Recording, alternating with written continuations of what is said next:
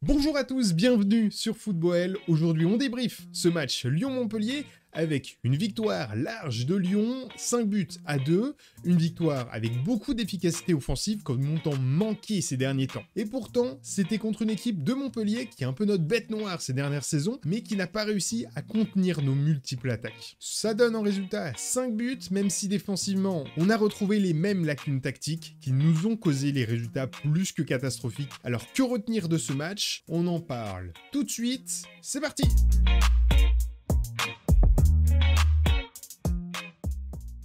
Lyon a abordé cette rencontre quelques jours après la défaite importante pour le classement contre Brest.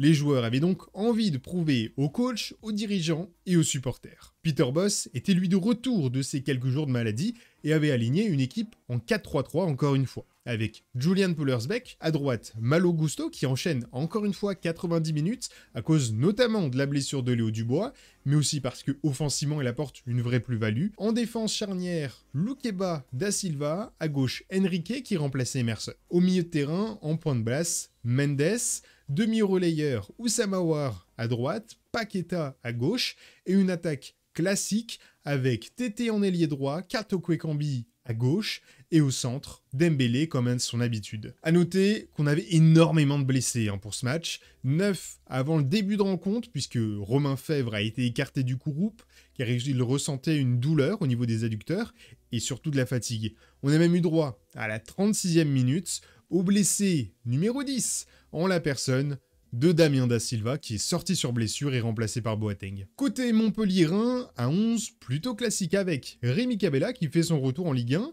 À droite, Valère Germain, TJ Savanier au poste de numéro 10. Jordan Ferry, bien connu du côté des Gaunes, faisait son retour à Lyon. Et pour parler d'un dernier Montpellier-Rhin, Mamadou Sakho, qui a longtemps été annoncé en tant que rumeur à l'OL, était aligné dans la défense montpelliéraine. Le match commence donc assez habituellement côté lyonnais avec la possession et quelques occasions côté lyonnais, encore une fois, mais totalement vendangées par nos attaquants. Puis, à la 26e minute, Dembélé, qui était dans cette position aux abords de la surface, qu'il aime bien, mais avec une dizaine de Montpelliérains juste devant, choisit de faire la passe entre ces dizaines de Montpelliérains à Paqueta, qui est dos au jeu, au point de pénalty, qui choisit de se retourner, de tirer. Malheureusement, c'est contré, mais ça atterrit directement dans les pieds d'un Dembélé chanceux qui n'a plus qu'à faire son duel contre le gardien. Il le gagne et le premier but de l'Olympique Lyonnais. Un petit peu plus tard, à la 41e, on récupère une faute aux abords de la surface qui occasionne un coup franc. Et là, incroyable mais pourtant vrai. Thiago Mendes décroche la toile d'araignée gauche du cadre d'Homelin. Un but absolument imparable et surtout imprévisible, étant donné que le dernier but, coup franc direct de l'OL, il fallait remonter à Memphis Depay. Malheureusement, dans le temps additionnel de la première mi-temps, l'espoir des supporters, voyant Lyon mener 2-0 contre Montpellier, s'estompe avec une très grosse perte de concentration de la part de la défense lyonnaise. Et un contre éclair mené par TJ Savanier, qui vient trouver avec une très belle combinaison un Wai qui part dans la profondeur et laisse sur place toute l'équipe lyonnaise. Il vient gagner son duel contre un Pollersbeck qui est complètement battu. Et en parlant du manque de concentration de l'OL, on se prend un deuxième but dans ce temps additionnel, quelques minutes plus tard, à la 45e plus 4, avec Thiago Mendes qui vient faire une main, une penalty pour Montpellier, brillamment transformé par Savanier. L'OL se saborde et en l'espace de 2 minutes, le score passe de 2-0 à 2-2. On pourrait dire que Lyon est malchanceux, que Montpellier arrive à provoquer cette chance. Malheureusement, c'est arrivé beaucoup trop souvent dans cette saison.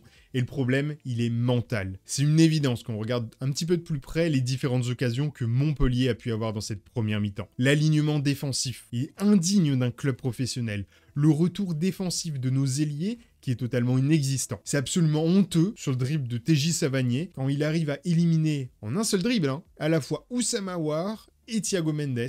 Et au lieu de se retourner et de courir derrière, il reste planté, les deux, comme deux poteaux, à regarder Montpellier sans aucune envie de s'imposer. Et même quand on regarde le visage de Peter Bosz, on sent qu'il est usé par ses joueurs. Ses problèmes d'alignement, ses problèmes défensifs, ils sont tellement évidents que ces analystes vidéo ont forcément montré ces problèmes plus tôt dans la saison, mais qu'aucun des joueurs n'a décidé de l'appliquer en match. Allez, on passe à la seconde mi-temps, à la 63e, avec Thiago Mendes qui fait une petite passe à Oussama Aouar qui se projette dans la surface et arrive à bien placer son tir. Résultat, but. L'OL repasse avec un but de plus, 3-2. Et seulement 5 minutes plus tard, Lucas Paqueta arrive à glisser la balle à un Karl Toko Ekambi qui est encore une fois aux abords de la surface, mais cette fois, aucun Montpellierin devant lui.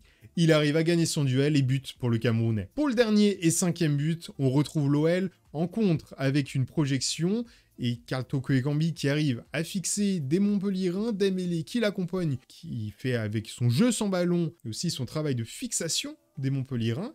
Et là, on voit un Oussama Aouar qui déboule dans la surface et après quelques passements de jambes de Karl Toko Ekambi, il fait la passe à Oussem, qui tire et bute d'Oussama Aouar. Au final, des Lyonnais qui ont réussi à se reprendre en seconde mi-temps avec des alignements défensifs et des retours des ailiers qui étaient un petit peu plus structurés. Et heureusement que c'était en face que Montpellier, qui n'a plus rien à jouer et qui n'a pas réussi à exploiter correctement les lacunes de la défense lyonnaise. Lyon a été ce soir très efficace offensivement, avec 5 buts pour seulement 3 XG côté lyonnais. Mais c'est en regardant les XG de Montpellier à 2,25 que l'on réalise l'instabilité de cette équipe aujourd'hui. C'est un score fleuve avec 7 buts dans la rencontre, 5 côté lyonnais, mais avec une telle fébrilité structurelle, Lyon en encaisse encore une fois 2. Ce qui fait qu'au cours d'une saison, cette équipe lyonnaise ne peut pas être constante dans les résultats. En top, côté lyonnais, c'est assez dur d'en sortir en particulier, car même si dans l'attaque, les joueurs offensifs ont été bons, très efficaces, dans le jeu, ce n'est pas encore ça. Et c'est ça, toute la subtilité. C'est-à-dire que je pourrais dire, oui, Oussama Aouar a marqué 2 buts, que Mendes a marqué un sublime coup franc avec une passe décisive, que Dembélé lui aussi a été efficace. Mais contre une équipe, c'est pas pour dénigrer Montpellier, qui est une belle équipe de Ligue 1, hein, mais contre une équipe qui a quelque chose à jouer et qui provoque et utilise les erreurs de son adversaire Lyon, on aurait pu en encaisser bien plus que seulement 2. On pourrait se réjouir de voir Lyon retrouver son efficacité offensive, sauf que c'est tellement un facteur dépendant de la qualité défensive en face, de l'envie des Lyonnais comparé à celle de nos adversaires, qu'il est très peu probable que Lyon décide tout d'un coup de claquer 5 buts à tous les matchs pour compenser les 4 autres buts que l'on encaisserait. Mention spéciale quand même à Malo Gusto qui a encore une fois prouvé qu'il apportait une vraie plus-value, même si pour l'un des 2 buts que l'on se prend, c'est encore une fois une de ces paires de balles qui découle sur un but. Mention spéciale aussi aux demi-relayeurs lyonnais, Paqueta et Oussama Aouar, qui ont réussi, à l'inverse des précédents matchs de l'OL, à apporter du surnombre dans la surface de réparation et à fixer les joueurs adverses pour laisser de la place à Dembélé, Karl Toko Ekambi. Maintenant, côté flop, ils seront principalement défensifs. Da Silva qui sort sur blessure à la 36e, remplacé par Boateng, 2 joueurs qui ne sont pas du tout rassurants, car ils sont la cause de buts que l'on se prend régulièrement, notamment dans notre dos dû à leur lenteur. Pelersbeck non plus, il n'est pas très rassurant, même si sur les 2 buts qu'il se prend, il peut rien faire. Mais c'est surtout dans ses prises de balles qu'il relâche un petit peu trop vite, qui pourrait occasionner des buts et sous des erreurs. En flop, je mettrai surtout Enrique qui, dans ses placements, déséquilibre toute l'équipe lyonnaise, que ce soit dans son alignement avec le reste de la défense, ou du fait qu'il se trompe de marquage. Ulukeba et Boateng sont un petit peu plus haut de 2-3 mètres par rapport à Enrique. Malo Gusto, lui, sans aucune raison, est trop bas de 2-3 mètres par rapport à Enrique, ce qui empêche l'utilisation du piège du hors-jeu. Et Enrique, lui, il est au milieu en termes de hauteur et il est au milieu en termes de droite-gauche. Sans aucune raison, il se replace dans l'axe juste derrière Ulukeba et Boateng, ce qui laisse un boulevard sur le côté gauche lyonnais et offre une occasion gratuite. Le pire, c'est que ce phénomène se reproduit plusieurs fois au cours de ce match et au cours des précédents matchs. Mais rien n'est fait pour solutionner ce problème. Vous l'aurez compris, il y a 2 lectures dans ce match. D'un côté, beaucoup de buts lyonnais, de l'autre, une continuité de fébrilité défensive. Lyon, à la fin de ce match, est 8e de Ligue 1 à 52 points et si loin de la première place européenne qu'il semble s'envoler petit à petit. Alors certes, grâce au match de Bordeaux et à ce match en termes de différence de buts, on remonte petit à petit pour être à égalité avec Lens, mais avec un match de moins, et plus très loin de Nice, mais encore une fois avec un match de moins. Mais journée après journée, l'espoir lyonnais faiblit et même en remportant tous les matchs, on a Marseille, Metz, Nantes, Clermont, on n'est même pas sûr que l'on remontera la pente. Merci d'avoir écouté ce débrief jusqu'au bout, j'espère que la vidéo t'a plu. Si c'est le cas, n'hésite pas à lâcher ton meilleur like, à t'abonner si ce n'est pas déjà fait. On se dit à la prochaine pour d'autres vidéos. Merci à toi et pour ta fidélité.